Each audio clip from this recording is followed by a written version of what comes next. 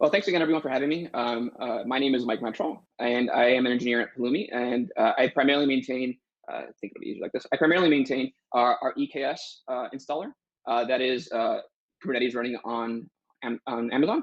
And we also work with our Kubernetes provider, which allows you to not only manage clusters, but also deploy resources into those clusters. So I wanted to kind of just get a walkthrough going around how do you get started with Kubernetes using Pulumi. And it's really around how do you manage your clusters and your API resources in production. So let's kind of go over what we'll be reviewing in this session. So I'll go through a brief overview of what Pulumi is, kind of the basics and how to work with Pulumi. We'll cover production Kubernetes architecture, what it looks like to actually be running in production. Many of us have worked with many large customers globally to run Kubernetes in production at scale. So we've been able to bake a lot of these defaults and experience and knowledge into our tool set. And then we'll jump into demos. I'm hoping to have questions throughout the whole presentation, but if for need be, we'll be reserving some time at the end of the talk in case folks have any questions. But please feel free to drop something in the chat or raise your hand. So what is Pulumi? Pulumi really is a modern infrastructure as code tool that allows you to use imperative languages to describe your infrastructure. Many folks are used to kind of using a templating system such as say CloudFormation. Maybe they're using JSON, YAML, or more often than not, maybe they're using like a DSL, like a Terraform. And in essence, right, the configuration management problem has been a burden, especially as the adoption to cloud expands, especially as your complexities around the architecture that you're deploying gains more resources. So really, it comes down to the fact that it just hasn't quite cut it to use the status quo. And we often reach for programming languages to help us in these necessities, right? Being able to manipulate resources as we see fit. And languages actually allow themselves to be very, very beneficial to these use cases. So Pulumi is the ability to use any language, your favorite language, right? We support JavaScript, TypeScript, Python, Go, .NET across many of the cloud providers publicly and on-prem as well. We have many providers that we can tap into.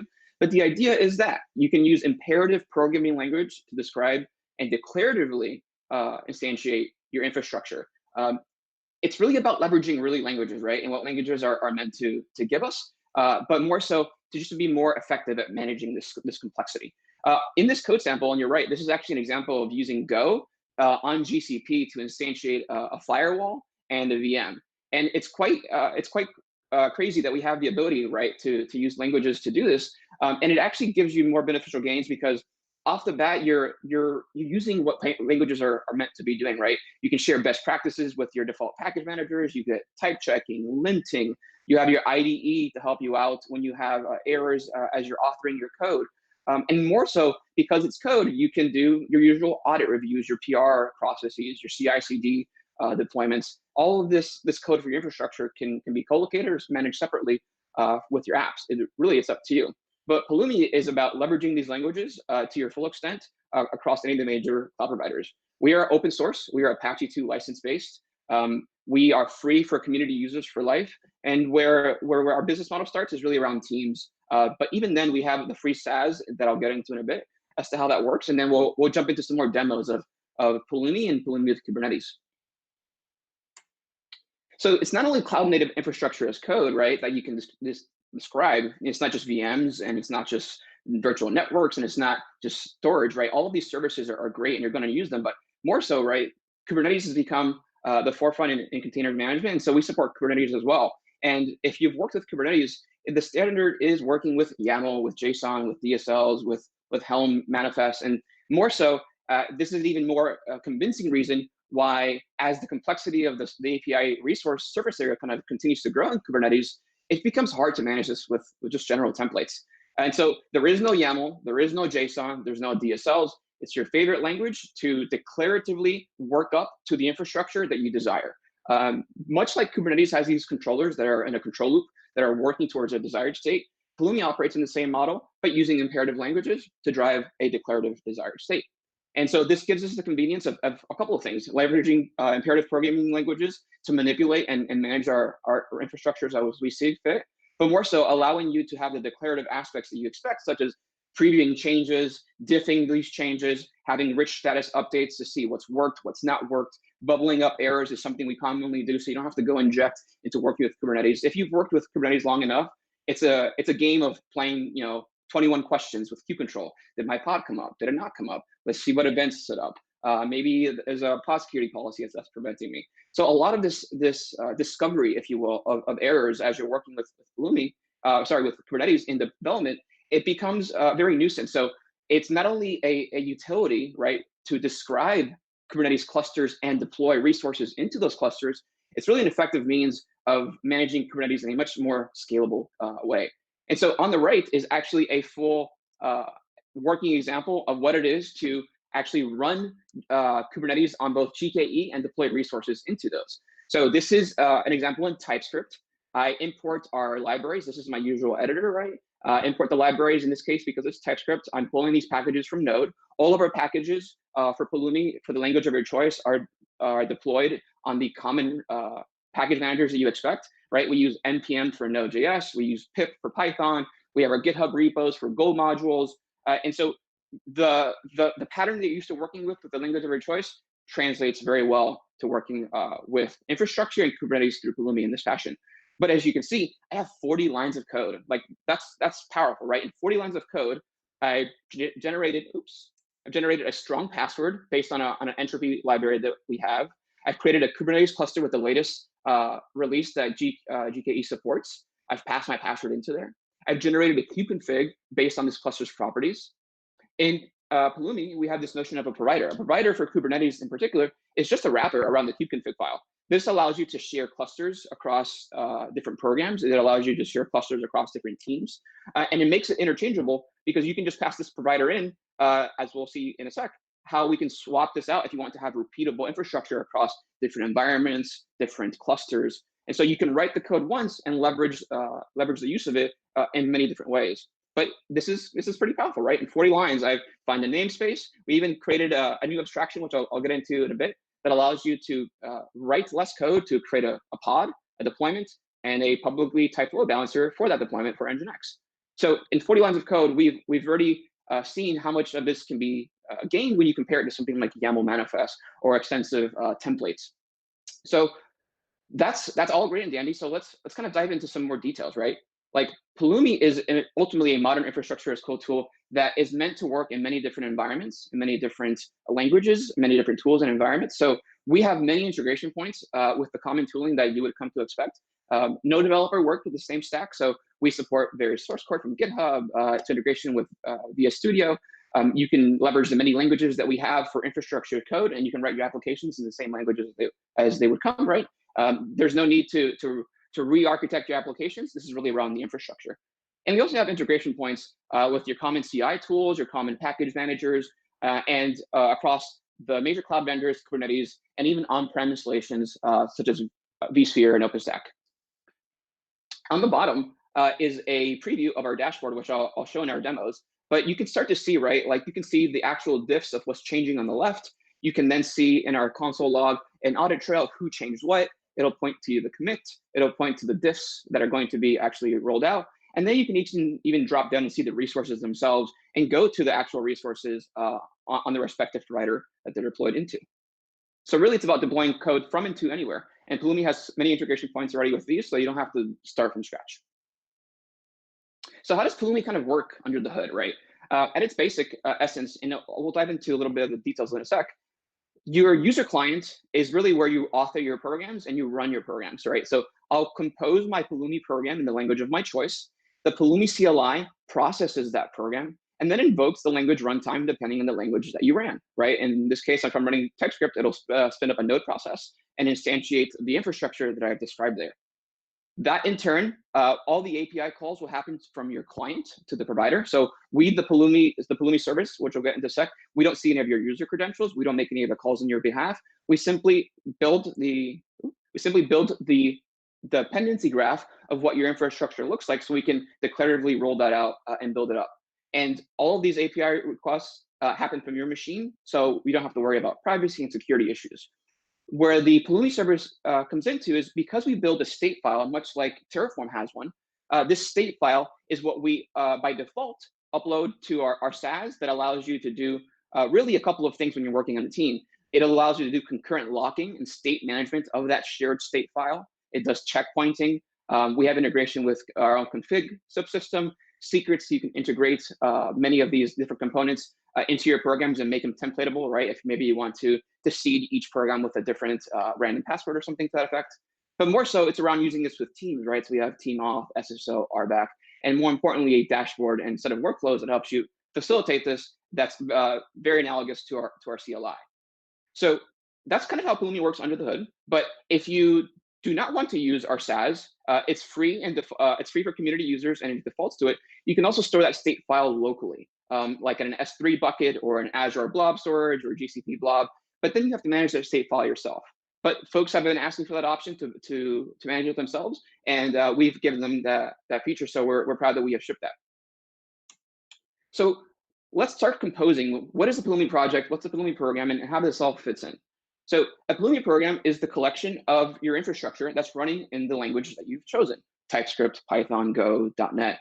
You write your program just like you would any program, and to instantiate it in Pulumi through the CLI, we have to create what's known as a Pulumi project. And all that's required to establish this as a Pulumi project is a simple file for metadata that allows the CLI to understand how to run it, and then the dependencies that you would need depending on the language of your choice. So I may pull in some Node packages, or I may pull in some packages from pip if I'm on Python. And this whole object itself is all that's required to actually run the program through your CLI. Because programs should be repeatable, right? If I stood up a particular stack, like let's say a Kubernetes cluster that has all the standards that I would want my cluster, I don't want to repeat that program over and over again, right? That's kind of what the movement we're getting away from. We don't want to generate templates. We want to be able to leverage programs and instantiate them. That's what stacks are. Stacks are instances of our Pulumi programs, and these are very analogous to your Git branches or your staging environments or your environments in general for how you roll out your programs today. So you can have a dev stack of the same program, and a staging and a prod, and you can tag these stacks to filter and search them easier through Pulumi. And what this allows you to really do is now have a holistic set of what your infrastructure should be in a given program, and you can just parameterize the variables that make sense depending on the environment or branch that they're living in.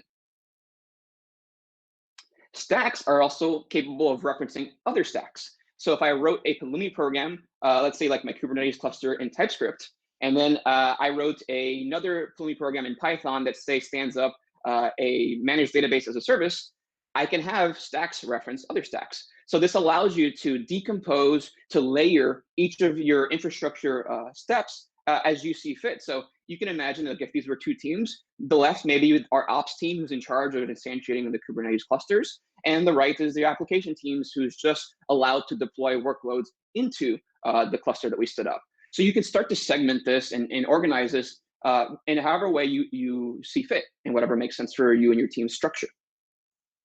So really, Pulumi programs are a way of enabling infrastructure, right? You describe what infrastructure, what resources you want in your program, whether that be VMs, an object bucket, block storage, virtual network, or a Kubernetes cluster.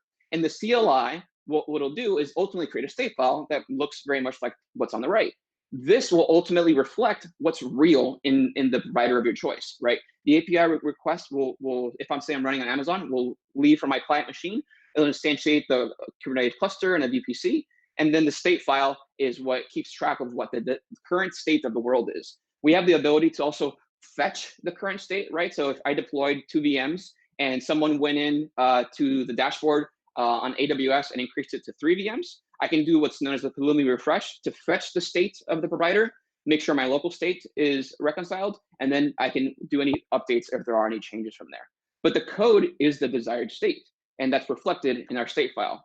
Again, by default, the state file, we default it to running it on our SaaS that's free for community users and teammates of certain sizes. But really, if you wanted to manage the state file yourself, you could do it locally. But then the onus of you managing it yourself and make sure that folks aren't stomping over each other on changes is going to be something that you're going to have to implement. So I wanted to just do a quick poll. I'm about to get into some of the Kubernetes aspects. So if those of you who would like to participate, I opened up a poll. You can visit pollev.com/MikeMetral75. This will help me just get a gauge for how folks have been working with Kubernetes and help me kind of gauge the level of expertise that I can assume. So I'll take a minute or so for folks who want to participate to vote.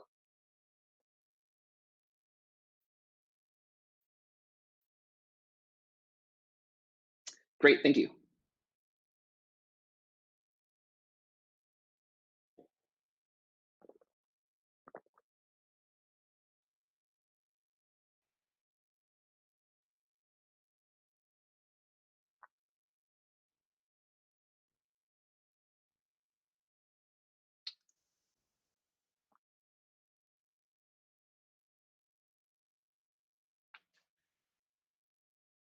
Okay, great.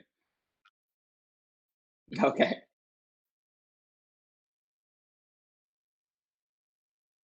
okay, great. Yeah, I'll just give this a couple minute or two.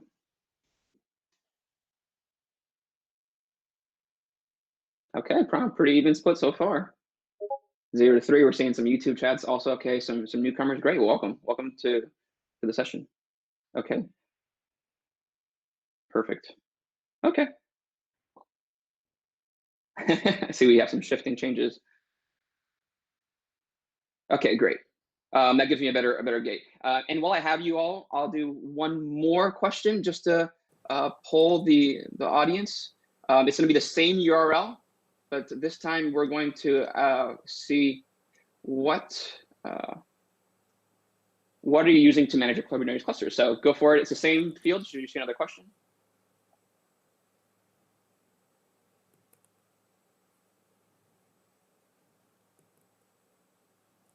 Wow, quite a variance.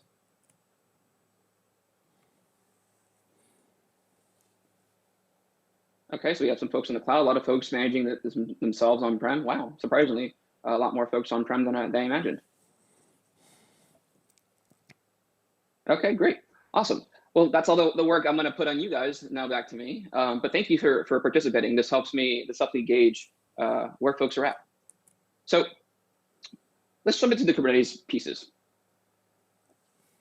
This is a cake diagram, or really a diagram of many different layers that we like to use with Pulumi, because it showcases when you run Kubernetes in production. These are the various layers at its most smallest instantiation. What it looks like, right? You have to work with the provider at the bottom to instantiate the typical IaaS. Then you have to work with Kubernetes, whether it's managed or self-managed. And then once the cluster is up and running, that's where all the work really begins, right? Creating the cluster services that are general to the cluster itself, application services that service particular app needs, and the applications themselves.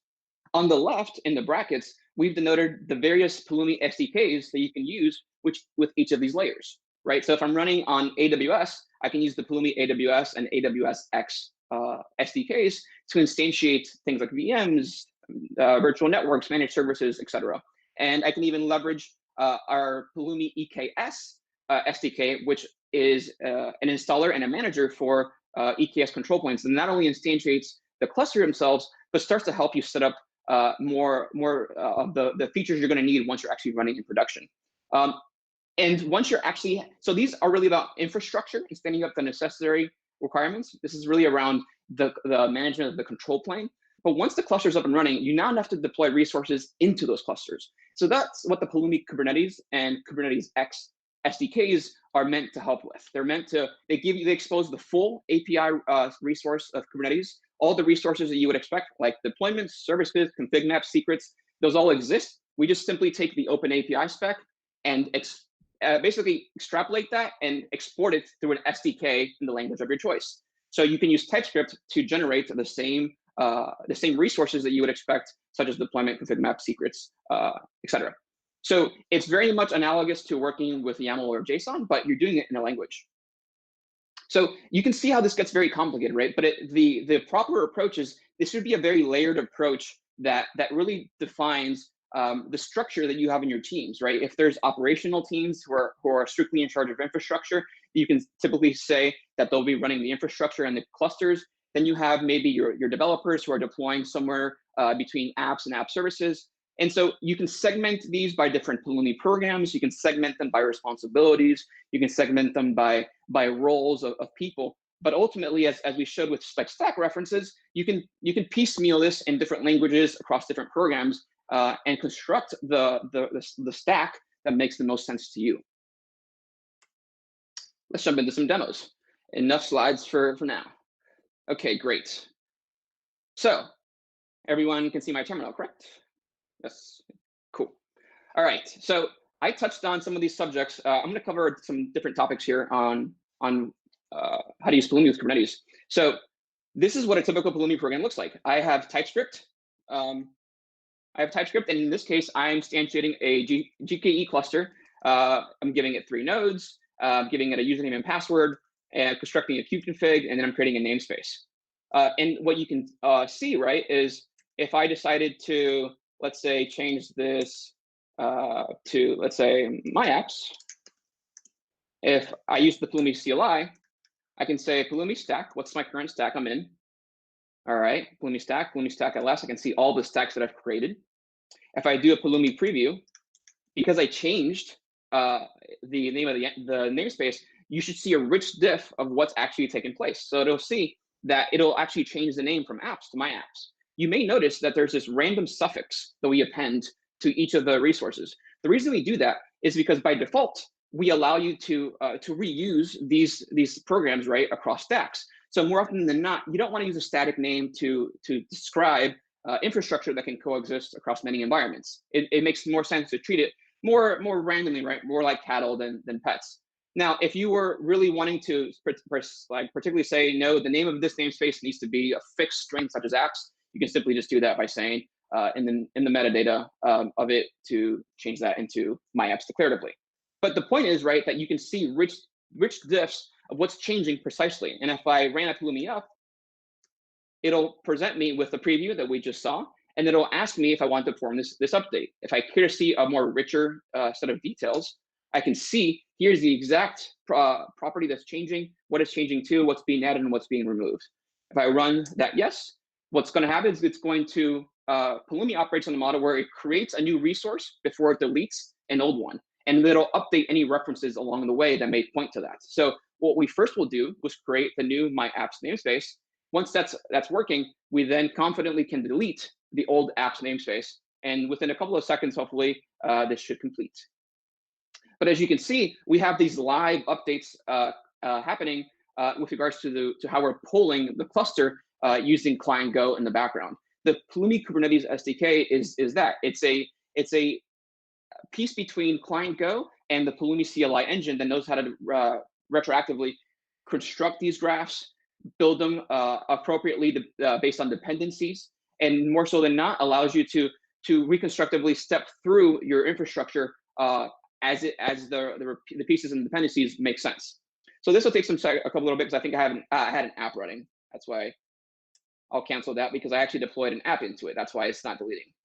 So I'll actually I can cancel this update. They already completed, but if we check out our nodes, see what our namespaces is. Yeah, so it's still terminating that old one because I actually have an application in the next console using that. So what I wanted to do was really kind of showcase, right? This is not just about deploying clusters. It's really about deploying applications as well. So I can, in my application, I have a new pane here where I said, hey, I want to reference the kubeconfig from this cluster, which I defined here, and I want to wrap it in a provider for GKE. A provider, again, is just a wraparound kubeconfig that I can optionally give it a namespace. So I can say, deploy this namespace along with this kubeconfig file, and this demo app should actively work with that actual provider. This demo app is actually a new class that we created here on the right. And this is just a new class that extends our component resource in Pulumi, which is really around allowing you to customize what resources should live together and be managed together. But I'm actually building a local node app using a Docker context path locally, so it can read my Docker file, right? If I look at the actual app itself, I'm going to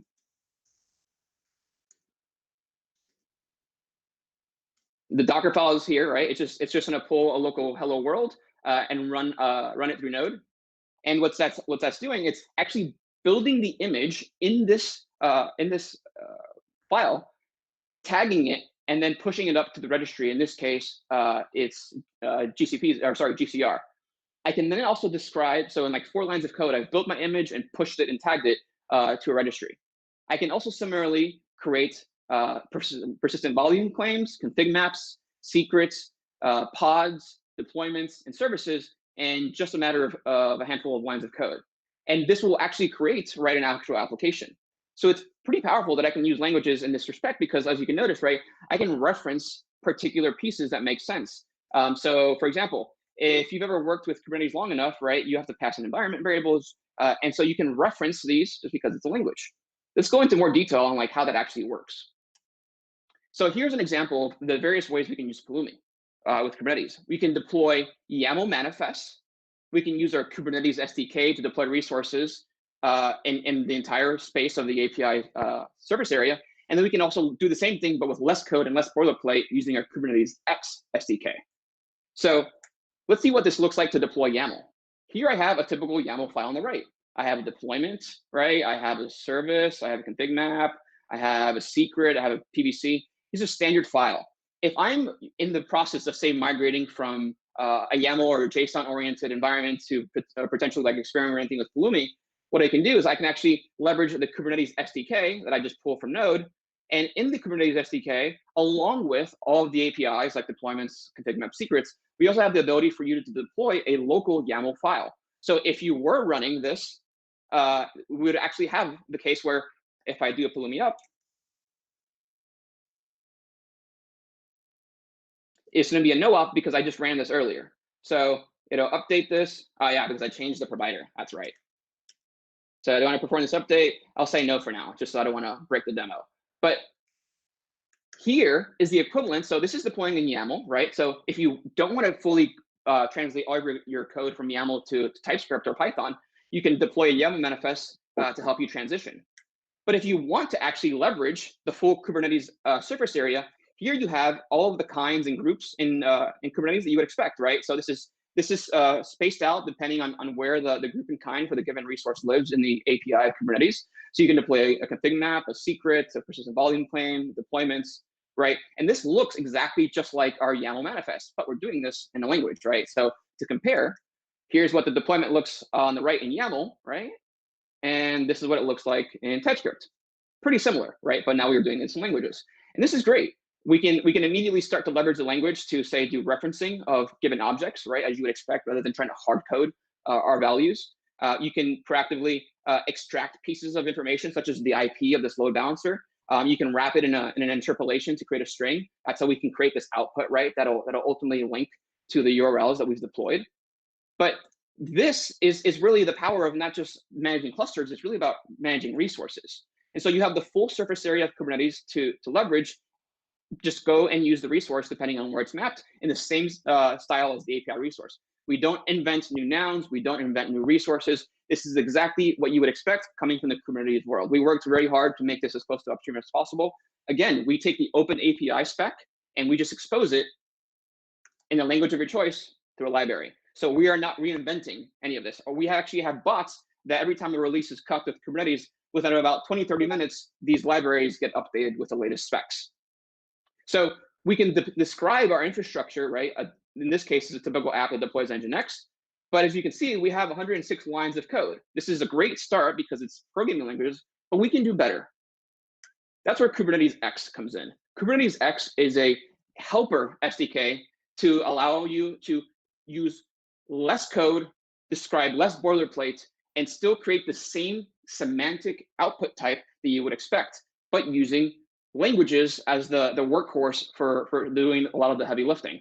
So you can describe the same config maps, secrets, persistent volume claims, and using this new concept, we have a pod builder will actually construct the pod spec for you. And then you can reference that in a deployment and a service in 61 lines of code compared to 106 lines of code. So we've described the same application in using 40% less code than we did prior. So these Kubernetes X is really powerful because it allows you to really just get out of your way and focus on what makes sense. It's easier to maintain, it's easier to read, it's easier to manage. So this is a great utility for folks who are learning Kubernetes. A lot of our Bloomie users are still starting off with Kubernetes, and it almost makes more sense sometimes that the authorship experience reflects some of this, so you can see how these pieces can be composed, how you can stitch them together, and really what it is to fully kind of grasp the full surface area of working with Kubernetes because it is just so vast and big. Let's move on to another demo I have. So here's a demo I have where I stood up a cluster in Amazon EKS, and I'm actually leveraging the ability to create an OIDC provider because I want to assign RBAC to each service account for a given pod. So I want to say, I'm going to actually deploy a Kubernetes service on EKS, and then I'm going to deploy a FluentD CloudWatch Helm chart because Pulumi can also deploy Helm charts using this cluster and the OIDC provider that we've created. Because EKS by default, for example, does not come with CloudWatch logs for your cluster. You have to bring this yourself. They recommend FluentD, and so let's see what we actually can deploy here. So in FluentD's class, right, more so, before I jump into that, right, it's because I have a language, I can have also my IDE yelling at me when I don't have the proper spec being mapped out. Or if I want to jump into the documentation, I can see all the documentation of the upstream library. Here's the type it's expecting. Here's more information on what this option is, some reference material. And it's pretty much like working with code. It's exactly like working with code, but for infrastructure. So this is pretty powerful stuff. If I jump into the definition of CloudWatch, right, which is in this next file, I have a class that I've extended again for my own component needs. That's creating a service account. That's creating all the RBAC properties in Kubernetes, like cluster roles and role bindings. And more importantly, a log group in AWS CloudWatch to store all of my logs in. And deploying the Helm chart is as easy as using the Kubernetes SDK, and this time deploying a Helm chart to actually run our FluentD. One thing to note here is that our support for Helm started with early V1, and we never depended on Tiller. So Tiller being removed in V3 was not a big changer for us because the way we use Helm here is really about taking the templates out of the chart and trying to render those on each of these objects. And so that allows you to get up and running faster if you just want to use a Helm chart that exists. But as you can see, right, when I describe the resources like I've done here, I have further fine-tuned control of how I can reference variables if I'm natively describing them in Pulumi TypeScript or any other language for that matter. Helm charts are different because they're opaque. They're not as transparent, right? Because they're really managed as a single entity. So I can definitely adjust values, right? If I'm used to working with like the values YAML file to parameterize this, but I can also leverage transformations that allow you to retroactively transform something within the chart. But what happens is that the Helm charts are going to vary on a case-by-case basis on how easy they are to manage and how complex they can be, let alone how often they get updated. So most folks tend to actually fork a popular Helm chart, edit it themselves locally in a private repo, and then deploy it that way. So if deploying Helm charts is something of interest to you, we can definitely support that as well. So we deploy the FluentD Helm chart, and of note, we actually say, hey, in the RBAC values that we've defined here, you're going to actually use this service account we've generated for you. And why are we going to use the service account? Because we've bound this service account for FluentD to strictly only use the policies to work with CloudWatch logs the way we defined it. Here's where all that is done. So if any of you have worked with EKS, EKS requires that you have to have an OIDC provider, and you have to create an IAM policy that is particular to using what's known as an assume role with web identity action in the secure token service that they offer. In turn, what this is doing is if you have a pod and the pod is using a service account, it's going to auth against the OIDC provider to get a token saying, hey, this pod is valid, it's a real pod, I have its identity. And it'll exchange the token in your cluster's OIDC provider for a token in Amazon to run with the policies it needs. In this case, because it's FluentD, we're going to give it the logs permissions. And if you've worked with IAM policies in AWS, this is very analogous, right? I'm actually stringifying an object in JSON to pass in the policy where it's going to be able to control logs in the log group that I've used. So this policy allows me to not only get least privileged access to AWS credentials, but I can further tweak it by giving it RBAC specifications and saying that this can only be used with a particular cluster role that ties down these rules, and it binds that cluster role to the namespace in which this pod is running in with the given service account. So when I run this program, if I do a Pulumi update, because I already ran it, changes are idempotent. If there's no changes, you're just going to get a no op. So because I ran it before the demo started, we should see nothing changing here. And ultimately, once this completes, it say, I changed, oh, funny enough, we actually just released, so this is one of the cool things about using programming languages. In the FluentD Helm chart, I'm pulling this from upstream FluentD on the Helm charts repo. They actually leverage an older API, right? Extensions v1 beta. And so in Pulumi Kubernetes, we can actually tell you, hey, this API group and kind is actually deprecated. If you want to consider moving away to a more stable build, so you can actually update it. So this, because I'm using this from upstream, I don't want to change that. So I'm going to cancel that, but I'll show you what the output of actually this is. So I can say, once I've created a FluentD Helm chart, what I want you to do is give me the log group name in CloudWatch where you're storing all of the pod logs, right? If I have all my pods, I want to see all the logs for these pods. So if I do an output, like I've done here, I can get this auto-generated log group name, and I can go to CloudWatch and see what that looks like. And here are all my logs stored for my EKS cluster using code, using list privilege, and using an OIDC provider. So we can see how there's many different ways that you can leverage Pulumi to really work with Kubernetes, right? We've gone to the idea that you can leverage many different providers to create the clusters. You can leverage many different packages of ours to instantiate resources, build the Docker images, build the resources, deploy them into the clusters, segment this by the level of security that makes sense. We've seen how you can use Pulumi to deploy YAML manifests, deploy Kubernetes resources, and to deploy Kubernetes resources using less code. And more so, you can see how you can use Pulumi to deploy Helm charts and all of the production needs that you would need to do to actually run an application in Kubernetes the way it should be, right? With proper IAM permissions, with security policies, whatever makes sense to you. And so these standards are really going to fall on you or your operational teams or your development teams to figure out what should a standard cluster look like? What should a standard virtual network look like? What should be supported out of the box day one, right? Something like a FluentD CloudWatch to expose logs, this should be built in. So maybe I start creating a new class where my clusters are automatically deployed with the FluentD CloudWatch Helm chart, just so I can allow them, my users, to actually use this. So I've gone through a lot, but need not worry. There is a set of links, and I'm going to be showing this whole doc with you all on the next slide. So there's plenty of getting started guides. You can get more information how to work with Pulumi Kubernetes here. We have production playbooks that are a set of Pulumi stacks that mirror each of these stacks in a segmented way that allows you to run Kubernetes in production. And we have already reference architectures for Amazon's EKS, for GKE, and for AKS that allow you to run Kubernetes in production with a reference architecture that's been proven and vetted through experience in the real world.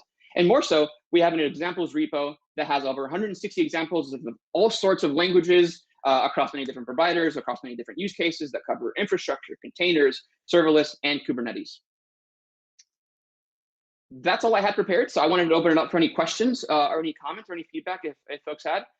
This QR code is a direct link to this slide deck. So please snap a picture if that helps. And here's some more helpful links for us to how you can help you and your team learn more about Bloomie and working with Kubernetes. And with that, I will take any questions.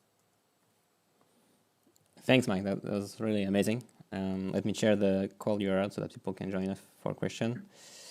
Sure thing.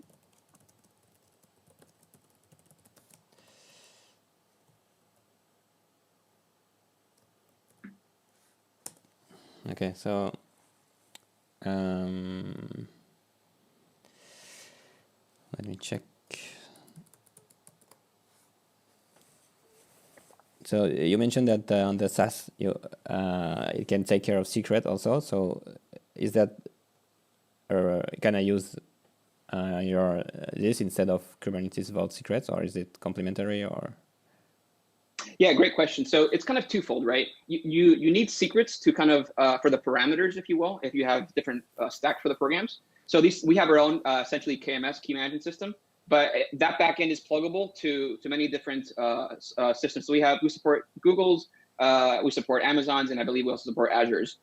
As far as Kubernetes goes, those secrets, right, that would be if you wanted to deploy a Vault or a KMS, that's going to fall on the cluster itself. So we have a good story around enabling a config subsystem and secrets within the Pulumi project. But then once you get to the Kubernetes cluster, you're going to have to figure that out with using something like Vault or any of the other secret managers that exist out there. Okay, cool. And let me see. I see a question about test-driven development. Yes, Yeah. so there's actually some great blog posts that I can link to that allows you to leverage the same unit testing, integration testing. We have some great mocking blog posts as well. If you just visit our blog, blog.pulumi.com, we actually just released a couple of these, right? We have policy packs, which is something I didn't cover. So just like you can describe infrastructure here, you can also describe policies, like saying in the language of your choice, no S3 bucket is allowed to be created that's public to the internet. Don't create a unencrypted block storage device, right? Don't create a Kubernetes cluster that has public IPs attached to the nodes. So you can use policy packs to enforce policies. But in this case, for example, we can even show how we can enforce resource tagging. But to the question about mocking and testing, right? Where is this blog post? Here, we have a couple of great blog posts on unit testing. If you scour through our blog, there's even more.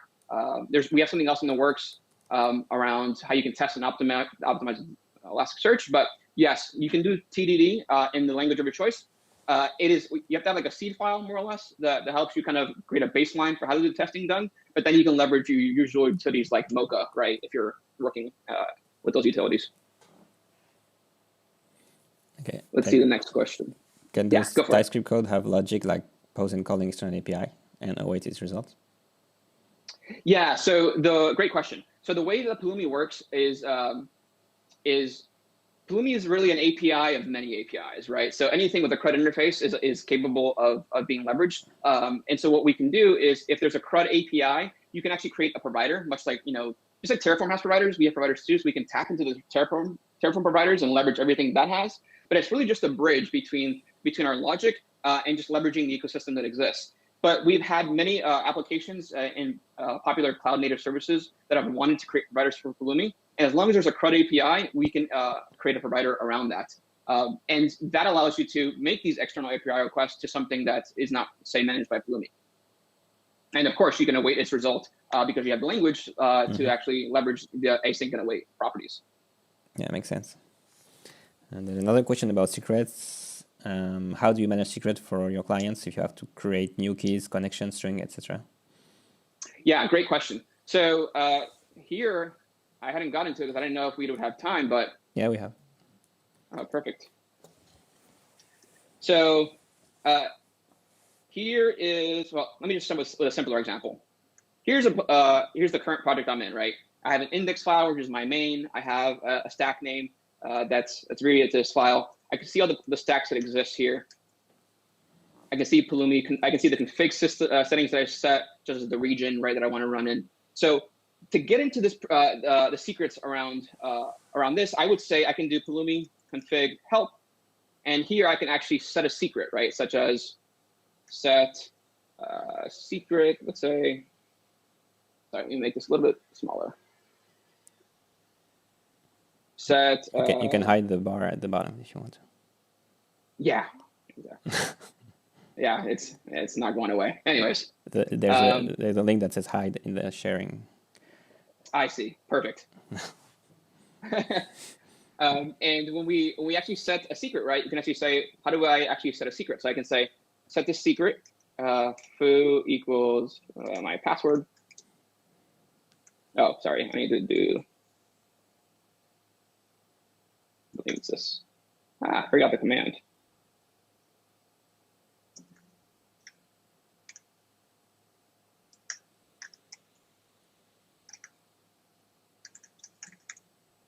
So you actually see, so we actually do ciphertext on this, right? So you can gate so what this config management system really is a way to seed into the ability where, do I have a config file? No, I have a config file here. So I can say, hey, from my config, pull in a given parameter, right? And so I can seed secrets that way. If I wanted to put it on a per project basis, I can say, I can set secrets that way.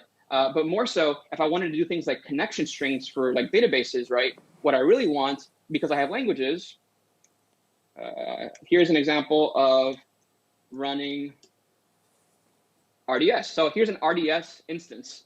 So RDS is a managed Postgres database on Amazon, and I can set a random password, right? A strong password, a typical username, a name for a database, and actually extract that property to create the Kubernetes secret with the DB host, port, username, password, and I can pass this object along if I export it to other stacks that want to reference it. So I don't have to actually have to concern myself with the details of what's actually taking place, nor expose that in any single way. And any property that is a secret in nature, such as the password, will automatically label the whole object as a secret, much like this looks like this. So you wouldn't be able to see, for example, like if we do, let's actually do that. Let's see what the example looks like in here. So I haven't exported that. Let me export this. So if I export it, if I do a Pulumi up,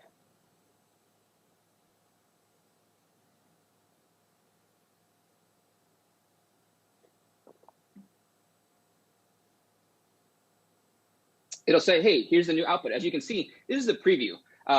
Because we don't know what the output of this will going to be look like, right? It's like a future, it's a promise. So we, as a preview, will say, hey, this may change. But because we exported it, we know confidently that nothing is actually in practice changing. If I run the update, what's going to happen is that it'll just expose this when I do Bloomie. So see, even the metadata itself is confined as a secret. If I do Bloomie stack output, that DB connection will be hidden as far as the properties that make it sensitive. And I can reference this by saying, here's the stack. I can have another program say, reference my username with this program on this stack, and from this, get the object DB connection so I can use that DB connection in my application. All right, let's see what other questions there are. How do you deal with rate limiting Thunderbird problem, connection timeouts of the framework? Is it our responsibility to handle the retry logic, or the Pulumi framework has strategies? Great question. So we have plenty of retry logic at every step of the way, but ultimately you are going to be gated by the provider, right? If you're hitting the AWS, say, CloudWatch API too much, as can be done, say, with Fluentd, there's lots of pods, that's ultimately something that AWS is going to limit you on. But we have retry logic where if I know that something's going to not necessarily work, let's say, let me break this, for example. Let me intentionally break this, just so we can see something actually not right. Let's say I created I don't know, I'm gonna change the version number to something I know does not exist for Fluentd.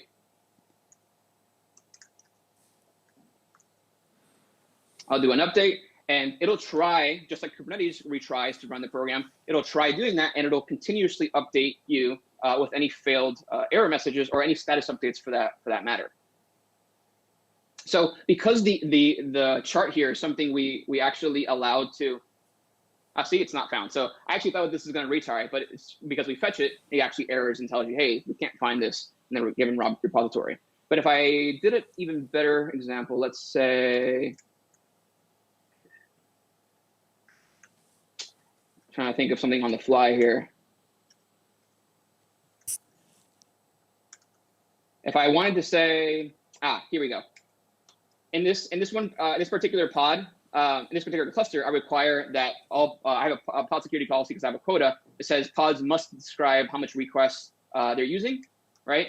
So if I remove that, it'll keep retrying and retrying until I add that, right? And unfortunately, because I have a quota, or fortunately, right, in this matter, it won't let the pod actually come up. But you'll see that Pulumi will, because remember, I'm building this container and it's updating it, but it'll continuously try as Kubernetes tries.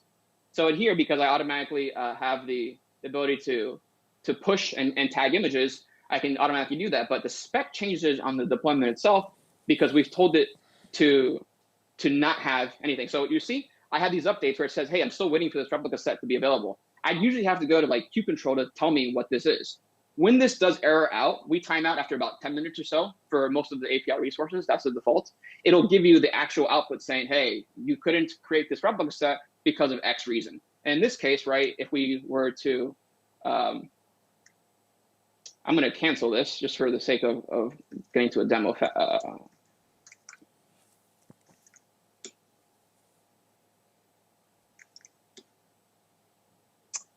Oh, actually, so since I canceled it, it deleted it. But in other words, it said the pod wasn't able to actually come up because I actually have a lack of resources in its specificity. So Bloomie will constantly update that information for you, right, with any information it may have. And once it actually times out, in this case, 10 minutes, you can also make that timeout custom, right? If you know an object takes 20 minutes, you can certainly adjust it that way.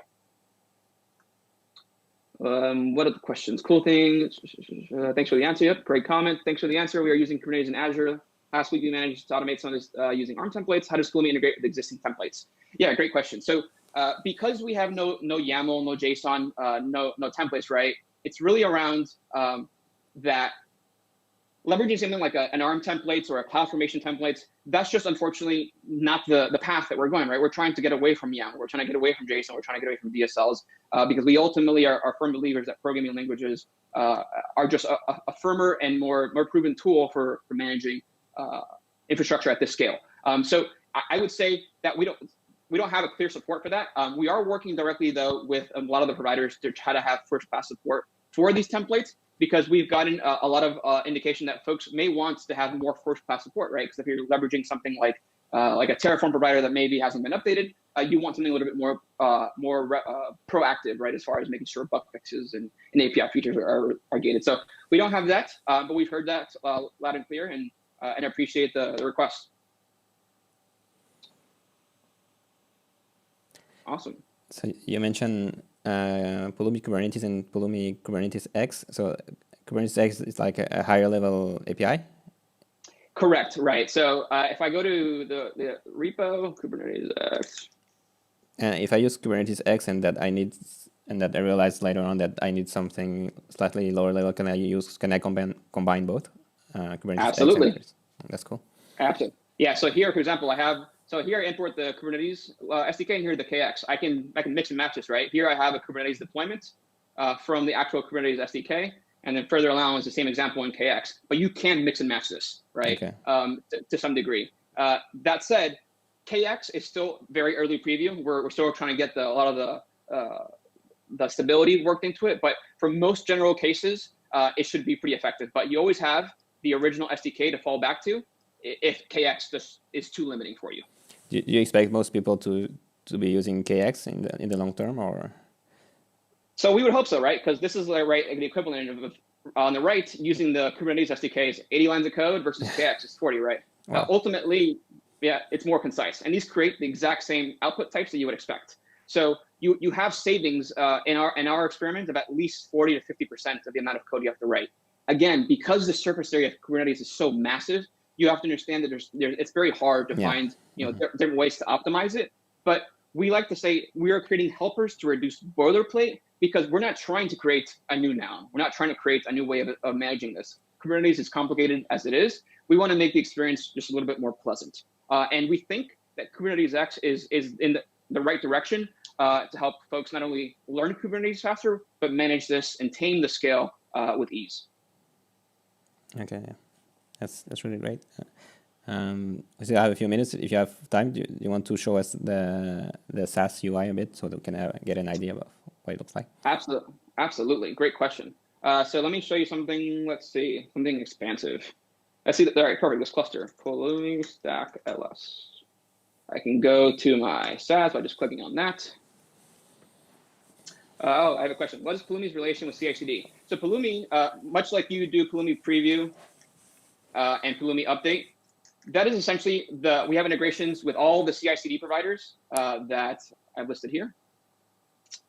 All the major ones you would have come to expect: Travis CI, GitHub, Jenkins, GitHub Actions, CodeFresh, Circle CI. We have integrations with all of them, but they very much operate in the notion that you can do a preview. So when you create, like a PR, you can do a Pulumi preview, see the full preview, what's going to change. You can approve that PR or disregard it. And if you were to say merge it, you can have on the merge command do a Pulumi update. And so you can do. We have a Docker container that allows you to get going, and we have integration points of all of CI to leverage this. We are very much in the mentality Pulumi is best managed in the GitOps style, leveraged and managed by CI/CD. So yeah, great question. If I have my own CI/CD and I want to add support for Pulumi, can I do it on my own, or do I need to get in contact with you? No, you can definitely do it. You can definitely do it on your own. Our Pulumi Docker container is on Docker Hub, so you can just pull that and merge it into the CI. That makes sense if we don't support it yet. Okay. But yeah, it's a Docker container that allows you to just kind of hit the ground running. All right. So the console, right? So I clicked the link here, and it took me to my console over here.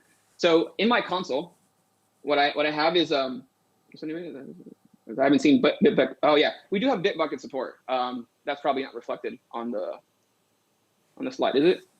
No. Okay, we should probably add that. But yes, I know there is Bitbucket support. So Samantha, you should be good. On the console, right? This is the various stacks that I have for this particular cluster. So I can see all of the resources that I've created. This is the outputs. This is the configuration system, right? All this maps. If I do Pulumi config, these all map the same configurations that I have here. So you have an actual dashboard that has this information. I can see metadata on the version control system being used, and then the outputs that I've created. Anything that I want to output to the user or to another stack, I would do it through an output here, right? This is how I would expose data that I care to share or properties that make sense.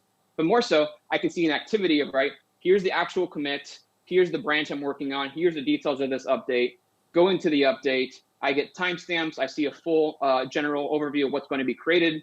You can get these same exact outputs in PR comments when you do a preview, so you can see the full spec of, right, of what this looks like if you are using CI/CD. I can see the full diffs if I want the full actual diff of what's being created.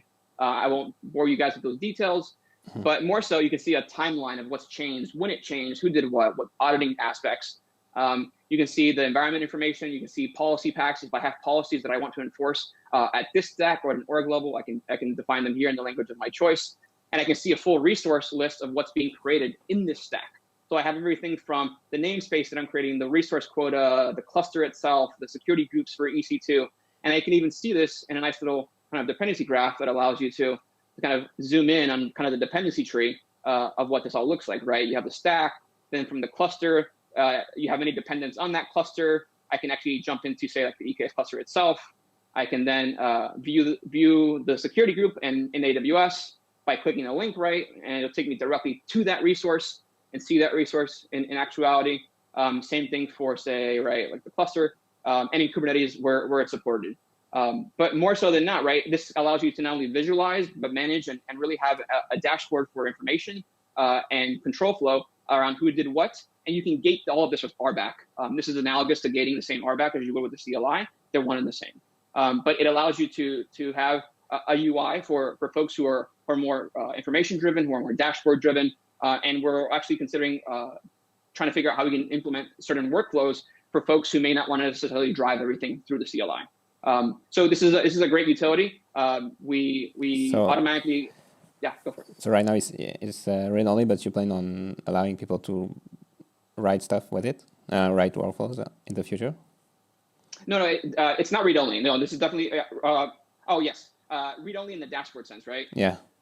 Yes, exactly, correct. And in the future, yeah, we are working towards how to identify workflows to help this out with this stuff. But in the CLI, right, if I create a new project, we have some of this built into the CLI. Push the Pulumi, do DevOps. I can do Pulumi new, and it'll give me a template system, right? Like I want to do, AWS Python, DevOps name, blah, blah, blah, give it a stack, dev, region, I want to do, say, US West 2, and now you have an actual template. So that would be like doable from the dashboard? Right. So equivalently, right, something like this is something we're considering. We're still trying to figure out the schematics of what works there, just because it's as you can imagine, it's very complex to kind of find a common ground that works for everybody. But the templating system is a good starting point. And just like this, I can create any project that I would like by using the template system. And you can build your. Oh, it's already created one. You can create. I think DevOps too.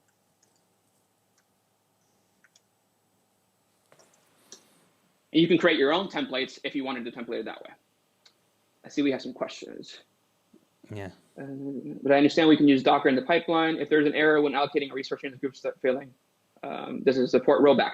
Yeah, so because we like to drive everything through Git, we say you don't roll back, you roll forward to a new commit. So on a change or on a fix, if something were to break, you would just you would do the change to. Sorry, I lost my desktop. You would choose the commit that makes sense, and then you can just roll forward and do a new update on that commit. So there's no sense of truly rolling back. You just roll forward. Terraform has a remote backend, S3, to store state file remotely. So you have something similar with Pulumi in order to avoid concurrency access and resource changes.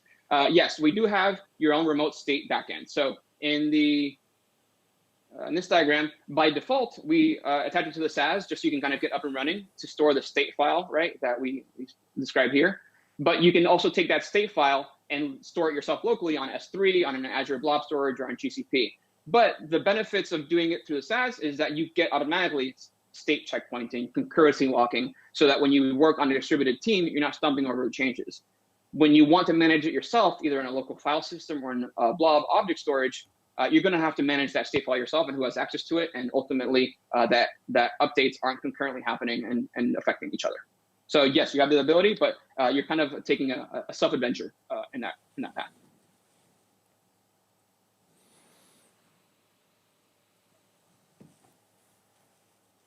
Okay, no more questions, it seems. Does anyone have any more questions?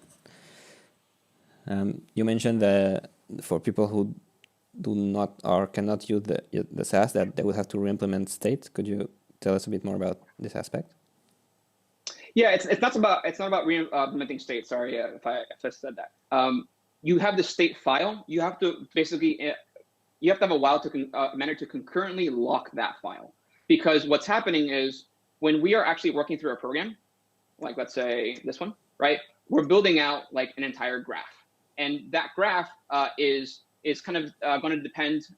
Its reality in the world is going to depend. What does that look like currently in your provider of your choice, and what does that look when you desire it to be in a different state? So the state file itself you will always have. It's just a matter of where that state file lives and how that state file is managed. So if you choose to manage that yourself locally, you then just have to have essentially a read lock or a write lock, rather, both on the state file itself if you did not use the SaaS. So the state file always exists. It's just a matter of protecting the state file. Mm-hmm. Okay. All right, I think we're done with the questions. I don't want to steal any more of your time. Oh, no worries. I'm glad to do this. People seem to enjoy the comments. Great. Yeah, please visit the links. If you snap a picture again, it'll take you to the slides, so you don't have to hurry and write a bunch of notes. If this is interesting to you, you want to learn more, you can follow us on Pulumi Corp on Twitter, Pulumi on GitHub. My name is Mike Metral, and if you can also reach me at, if folks have questions, you can also reach me at mike@pulumi.com. Yeah, I hope everyone learned something. I haven't touched Pulumi yet, and I'm considering using it for my team. How steep is the learning curve? If you've already worked with infrastructure as code to begin with, say CloudFormation or some sort of templating mechanism or Terraform, the learning curve is really not all that different. It's just a matter of learning the language that you're going to be operating within and how that kind of balances between the infrastructure as code. But we have, again, 160 plus extensive examples, easy stuff, medium and advanced, covering all sorts of topics that should help you start off in a much better point than trying to do it yourself. So if there's any questions, please open it up. And we actually have a vibrant Slack community, specifically the Kubernetes channel, if you're interested in Kubernetes. We have thousands of users where the entire team jumps in and helps, as well as the community helps one another out. So if you ever find yourself stuck or needing assistance, that's the best place to find support. And the examples that are linked here are a great place to start on the provider of your choice. And I encourage you to to visit these slides so you can process this information at your own leisure and when it makes sense to your schedule. All right. Okay. Well, do you have anything else you would like to tell us, or? Yeah. So I was going to say, hi, folks, folks on team on camera. The learning curve to working with Kubernetes is high, right? As we saw with many folks it seems like many folks that are starting off with Kubernetes. This is hard stuff. The idea is to minimize the footprint required to get started to the point of the question just asked. And languages we feel is a good starting point. to help reduce boilerplates, to avoid the copy pasting, and to leverage the construct of programming languages, loops, conditionals, abstractions, IDE tooling, error checking, linting, right? That's really what a lot of that is premised on. But the architecture playbooks, for example, that we have with Crosswalk for Kubernetes is really where the work begins. It's easy to say that, once you stand up a Kubernetes cluster in particular with like Amazon EKS or GKE, the work only starts there, right? Because you have to make these clusters multi-tenant. You have to make them ephemeral if you want to test live changes. You have to make them compatible to many different types of users. This stuff is hard, and not everyone knows how to do this. The documentation exists. There's plenty of materials, but if it already exists in code, that's a greater starting point than trying to manually recreate tutorials, right? We have many examples where we've shown, tens of thousands of lines of YAML being done in 400 lines of TypeScript. And the power is really quite there. So I would say, feel free to give this a shot. It's completely free for community users for life. Again, we're open source, Apache 2.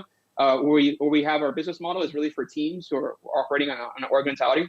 Very analogous to kind of GitHub, right? You have Git is the Pulumi CLI and GitHub is our Pulumi SaaS. The SaaS very much operates in that model. It's free for your general individual users for life, and teams is how we have a monetary baseline for it. But it's really around leveraging the hard work that we've already done to get you started, because this is hard. This is difficult. Nobody knows the full extent of all these languages, let alone every cloud and how these pieces mix and match. And then once you actually get into Kubernetes, it's a whole different world. So leverage the resources that we have, leverage the examples we have. Please feel free to contact us on Slack. We also do office hours twice a week now where we open ourselves up on a Zoom chat for folks to field questions. We just had one a couple hours ago, on the EU time zones. We have on Tuesdays at noon, or rather 11 a.m. CET, we have our EU office hours every Tuesday. And on Fridays at noon Pacific time, we have our US office hours. I can share a link with Patrick for folks who want to follow up, but it is the office hours channel in Slack. So office hours.